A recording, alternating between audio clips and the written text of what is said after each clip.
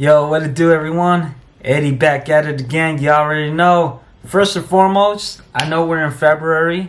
Happy New Year. I hope you guys are enjoying 2020. You guys are enjoying 2024 as of lately. If not, you know, there's a lot of time, so give it a it's been a very slow start to begin with. So yeah, first and foremost, I was actually going to do this video literally last month, but I just focused on doing shorts, on focusing on my TikTok, which I still currently doing. And if anything, if you guys want to follow me on TikTok, link on the description box. You already know. So enough said.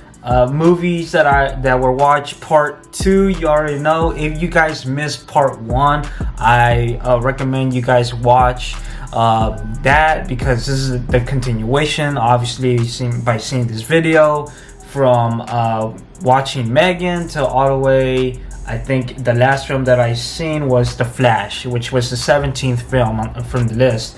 Surprisingly so, I only saw 12 films, which will be named pretty soon. So enjoy, grab your popcorn, grab your snacks or your drinks, whatever, chill, and hear the little reviews on the films that I watched throughout the year of 2023.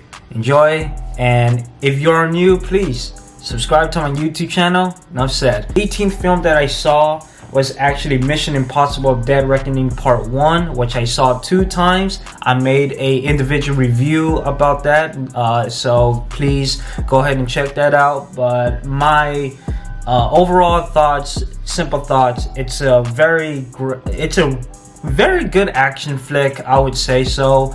Not as mesmerizing as John Wick 4 in terms of choreography and action scenes, right? Because John Wick 4 is actually still the best action movie of 2023 in my personal opinion, even though it doesn't have like the greatest storyline, right? But it's still very dope in that sense. If I said this in my review, Mission Impossible really brings a lot of suspense and drama more than the action itself, but it was cool for what it is. And I think they're currently working on part 2, and I cannot wait where it goes and where it ends, because this franchise has been in the long run since. Alright, so the 19th film is Oppenheimer. Surprisingly, I know I haven't done a review about this. I've been wanting to, even when Barbenheimer was, you know, on trending and shit. But ladies and gentlemen, Oppenheimer, directed by Christopher Nolan, a stellar cast with Cillian Murphy, Robert Downey Jr., Emily Blunt, Matt Damon, amongst others. Even Gary Oldman is in this film in one particular scene. But the list goes on and on. From it's such a beautiful film to look at. I personally really liked it. It was mesmerizing, to say the least. But it told a tale of an individual with such a mind. You know, like he had so much great knowledge, but then that knowledge turns monstrous, and you guys know what I mean, is that since he was really disturbed by this. And you know, Oppenheimer was something that Christopher Nolan really wanted to do from the very beginning, and he even credited Robert Pattinson when they were both working on Tenet, because Robert Pattinson recommended a book to Christopher Nolan about Oppenheimer, and I thought that was a very interesting take. And ever since, I'm like, hey, you know, that's what's up. So if I got that correct, it's just a tremendous film all in all. And the fact that it was nominated for, I think, in the Oscars, I think 7 or 9 nominations, if I'm not mistaken, definitely worth it. And it's such a great experience in the theaters, especially in IMAX. And the fact that it was shot in IMAX, beautiful. All right, so the next film after this, I think it's the 20th. Yeah, the 20th film, Teenage Mutant Ninja Turtles: Mutant Mayhem. Oh my God, ladies and gentlemen, To be honest, I'm actually pretty shocked that it wasn't nominated for Best Animated Feature in the Oscars, which it should have. Produced by Seth Rogen, I think he did a fabulous job. It was very enjoyable. The chemistry between the turtles really worked from beginning, middle, and end. I thought the villain, Superfly, who was voiced by Ice Cube, was really funny and really charming at the same time. All in all, it has heart. It's a really good race between what's the best animated film. But personally, for me, I still go with Spider-Man Across the Spider-Verse. But this one definitely is the most pretty much a great and joyful to watch.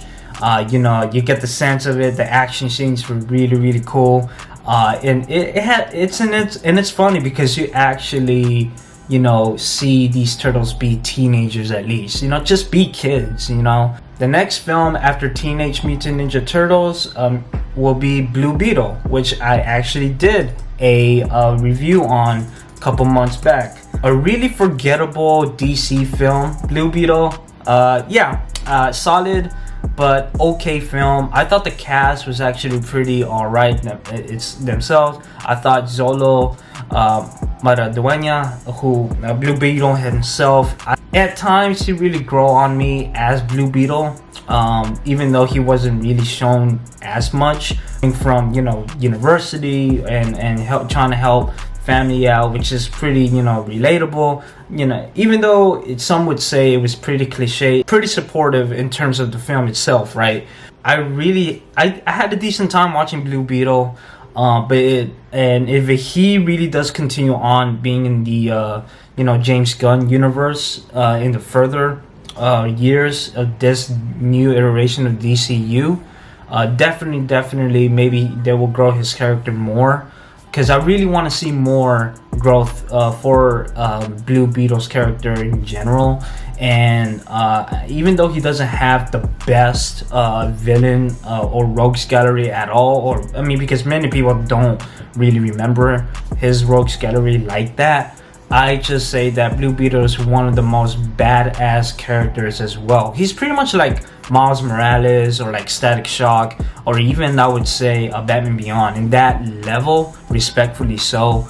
Pretty okay film, not horrible, but I can see why it's really forgettable as well. Alright, so the next film, The Equalizer 3, which is another film that I did a review on. Equalizer 3 was actually the first Equalizer movie that I've seen in the franchise, surprisingly enough. But I really had a pretty cool time watching this film. It was more like a horror flick than an action flick in that sort of sense. But I thought it was cool. You know, I thought it was alright. It wasn't like all that, but Denzel Washington really brings it. Dakota Fanning, you know, as much as, you know, the reunion between her and him back from Man on Fire, if I'm not mistaken, I thought their chemistry still works, because that's what really made this film watchable. But Denzel Washington is the reason why this film doesn't bump down at all. It doesn't take away any of the joyness, but they really do treat him as a Michael Myers or Jason type character in the third act of the film. But I didn't have a problem with that at all, because hey, they deserved it. So definitely go watch that as well if you didn't do so. But there were so many parts where it's like, you know, kind of unnecessary. But yeah, pretty cool and simple action flick at the end of the day. So next film after this, that will be Dumb Money, which I've seen 2 times, according to my note there. Dumb Money, ladies and gentlemen, which was supposed to be the next, I guess, Wolf of Wall Street type of tone that they were doing for this film. But I actually did enjoy it. It was still funny to me. Paul Dano, Shailene Woodley had a very tremendous chemistry between one another, even though they hardly had scenes actually, but you still believe in the relationship. To me, the most funny in the film will probably be Seth Rogen, Pete Davidson to be Paul Dano's brother, who he plays Kevin Gill And Paul Dano, I forgot to mention, he plays Keith Gill. When Wall Street gets rich and by turning GameStop into one of the world's hottest companies on 2020 and then till 2021. I think it was late 2020, right? And then 2021, that's when it was like exploding. Because I remember the word of mouth. And I had a friend who I used to work with. He was actually in that crypto thing. I forgot what app it was, but please correct me if I'm wrong. If he's watching, let me know, bro. But like, I remember that time. And I had two coworkers that was doing it, and they were like, "Oh yeah, GameStop is like making its money." It was crazy, and that was the word of mouth. And I was just like, "Oh man, like what the fuck is this?" But to see the the execution of it, and I guess the education of it all, it's really basic, and I understand why a regular guy sinks his life savings up to the stock market and then just get rich like in a matter of like hours and days. Like that's crazy. So like but overall the movie was pretty, it was all right. It's not the best, obviously not the worst at all. Definitely a watch. Dumb Money is something that I was actually looking forward to see, especially when I saw the trailer first thing. So next film after this will actually be The Creator, which I also saw it for 2 times and I did a review on. Really great looking film in all levels. You can see why it was actually nominated for best visual effects at the same category with Godzilla -1, which both films deserve so. Which I will talk about Godzilla -1 in a matter of minutes. But yes, The Creator, starring John David Washington, Gemma Chan, Ken Watanabe, Addison Janney, and then the little girl, which by the way, the little girl is so great. As heavy as it could turn out to be in the film, I actually did very much enjoy it. I think it's a test of time of where the film will go from, especially in that ending, because I mean the film is really cliche in all types of levels. But even though it's not original, it's still one of those films that probably will be talked about in like 3 to 5 years or so. I think it's gonna have a slow cult following. That's the type of film that it'll be eventually. Same thing, probably like Tenet, just something like that. But it also has, at least what The Creator has, is a simple storyline, unlike Tenet, arguably so. So definitely a good watch. It is very heartfelt to the end. Yeah, Creator, dope shit. 25th film, yeah, The Exorcist Believer. Ooh, man, okay. I was curious about this film, to be honest with you guys. And the reason why I was so curious about this film was because I wanted to know where was this gonna go after the first one.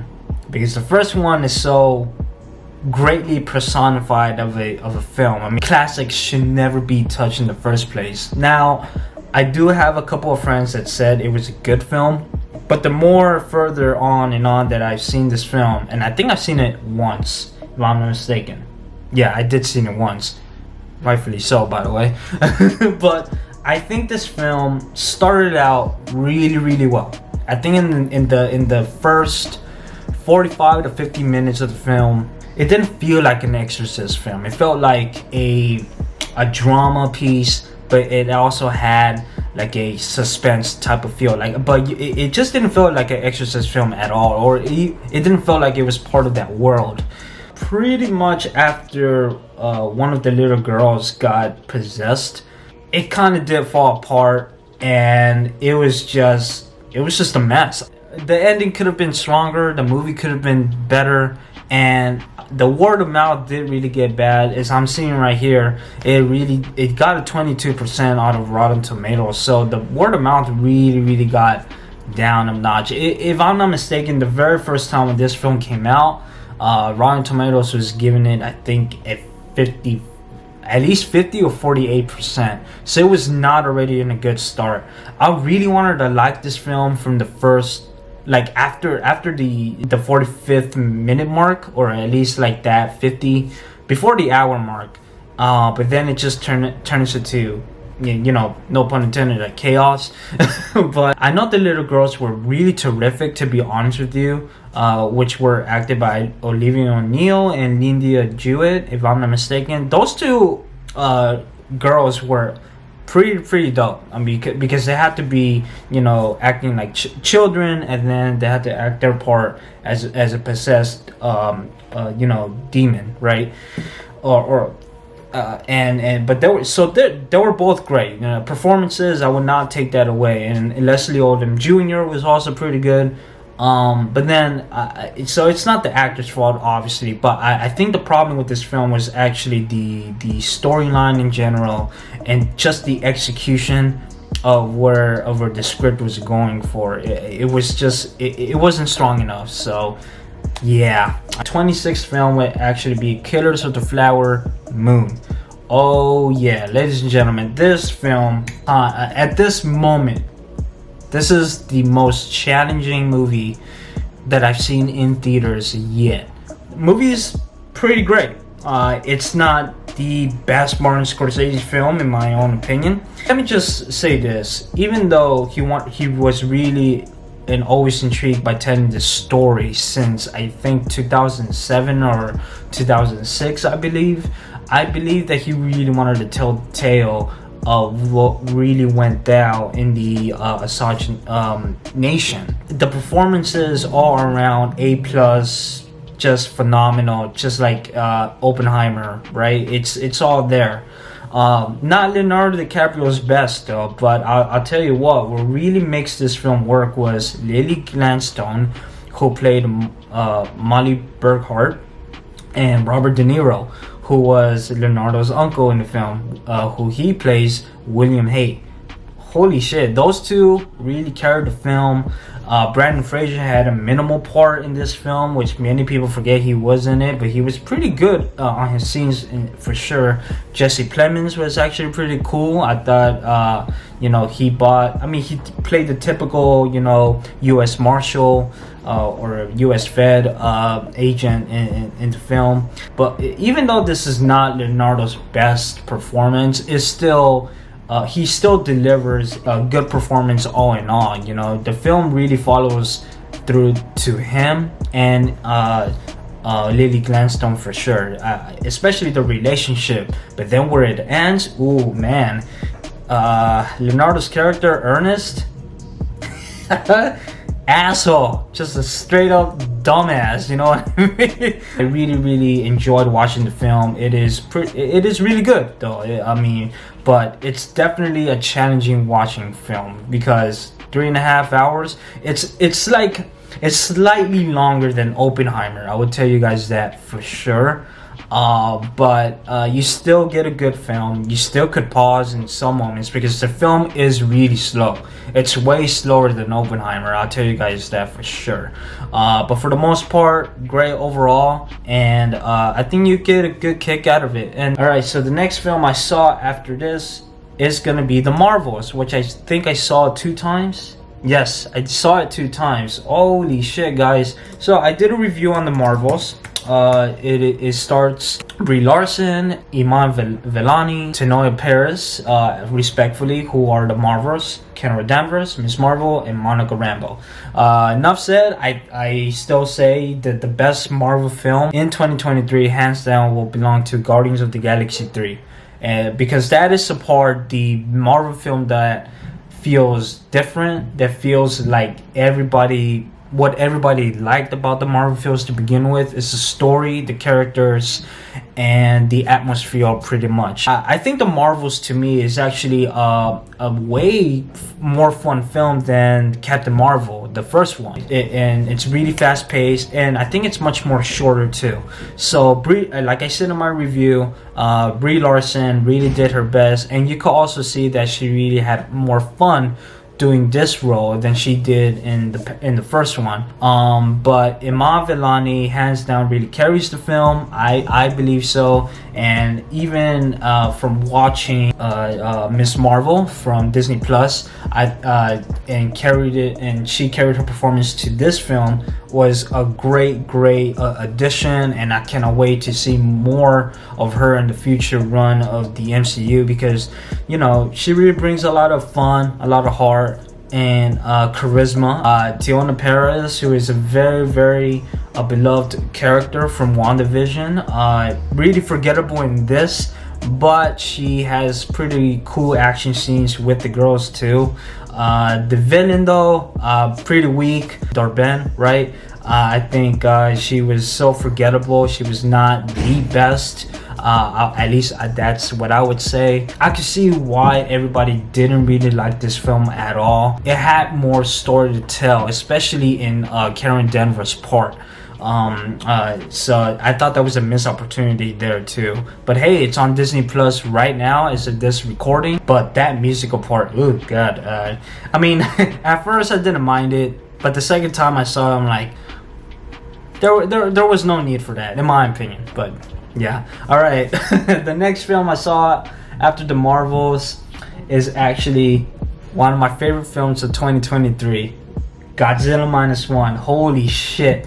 Which is another film that I do want to do a solo review on, or pretty much a movie review on this film, Godzilla Minus One. It's phenomenal. It really surprised the fuck out of me.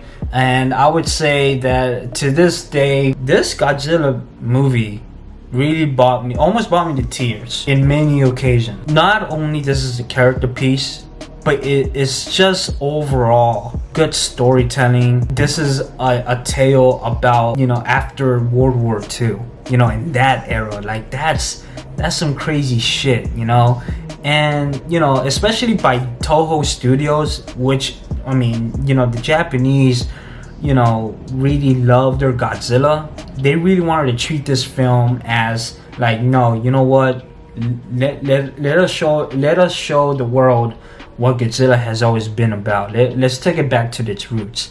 And I'm glad that they did. From the 1954 Godzilla film, I think that's where it came out, right? But the original Godzilla film, Gojira, I think it's still, I wouldn't say it holds up in terms of quality, obviously, but it still holds up as a storyline in general.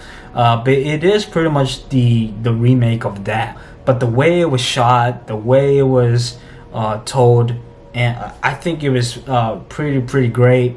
Director Takashi Yamazaki, he done a splendid job. It makes this film stand out more than the Marvel films or DC films in general, is that because of its budget and the fact that this film originally was like less than 50 million. Now they're saying it's less than 10 million. I mean, come on.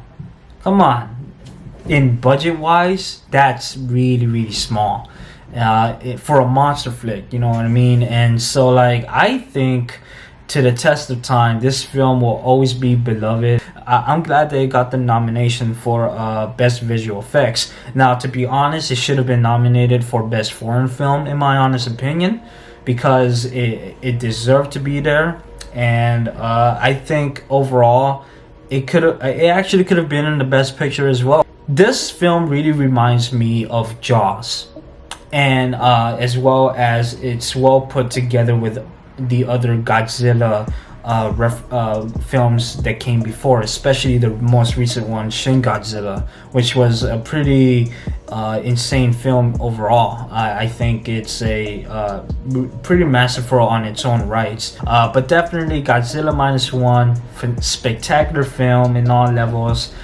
Yes, it's pretty much cliche. There are some minuses. I think some of the effects didn't really work at times with Godzilla.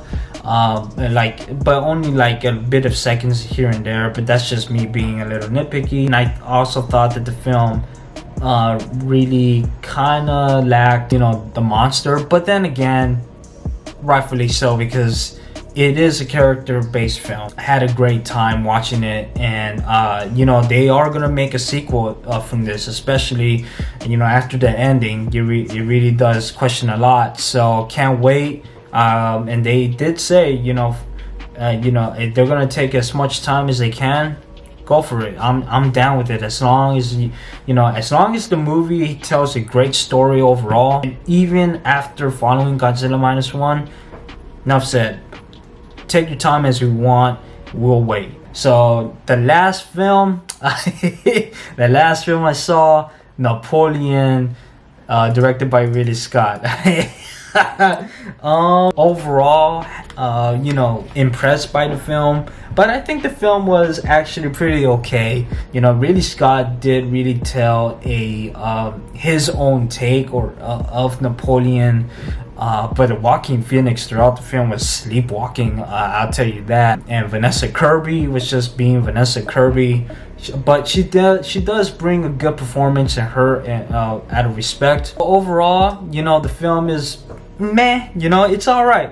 You know, but what I would say about Napoleon though is that what really pays it off are the action scenes, the way it was shot, and how long the action scenes actually were. I think Ridley Scott did a tremendous job with those scenes, and it's a very, very cool aspect, and very good in terms of, you know, quality wise. Overall, I had a great time watching those scenes in general, but there are a lot of comedic out of nowhere random scenes that jump off during the current run of this film. And even my cousin Aaron, aka Iron Man himself, he laughed so hard because there were some unexpected moments. And you guys, if you guys see the film, you guys know what I'm talking about. But even I was caught off guard, but I was just like, okay. But for the most part, I don't know how to view this, because the tone, it could be a drama piece, but then it also has comedic effects. So I don't know if I could call this a dramedy, but it's mostly a drama. But it's just, it has a lot of like unexpected comedy elements in there, and then as well as they were trying to be very serious at times, and it's like, okay, we don't need that. But you know, for Napoleon, as iconic as he really is, especially the leader origins and the will of who he was for, you know, the French Revolution. I mean, I wouldn't say they kind of ruined it by showing his, you know, personal matters and all that sense. At the end of the day, it is a film to be watched on Apple TV. Definitely. I do not regret seeing this in theater. I mean, because it's gorgeous to look at. I will tell you that. But it does at times feel generic too. So enough said. That is it for my video of movies that I watched in 2023. I hope you guys had a great time watching this video. What's your favorite film or favorite films overall in 2023? What is the one that really kicked out of the most? I know I missed out on Barbie, Saltburn, right? Because that's another film that's been trending for a good 2 months, if I'm not mistaken.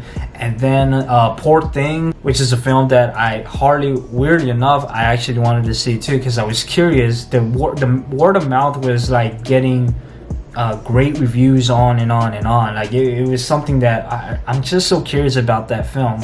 Please like, share, comment, subscribe to my YouTube channel. Hey, and to the Double Toasted community, give this a word out. I'm just toasting myself right here. I know, random shout out, but shout out to you, Double Toasted.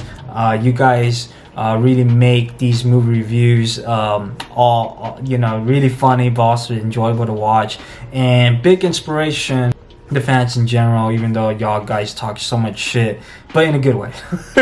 But hey, shout out to the Toasties. Just want to say this, that's why I'm wearing this shirt. Eddie out for now. Look out for more reviews, look out for more projects, more videos.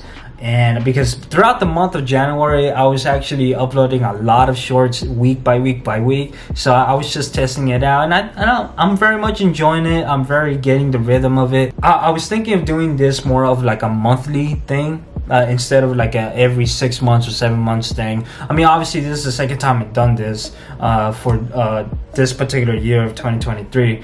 But for 2024, I want to do this like a month-to-month basis if I can, because sometimes I don't really have the time to do movie reviews like that. But eventually, if I do, especially individually, I'll definitely do something. And because I really love movies. Thank you all. Love you all. Keep it up. And again, Happy New Year. I hope you guys enjoy the rest of this time period. So yeah, keep going, y'all. Much love. Thanks. Yeah.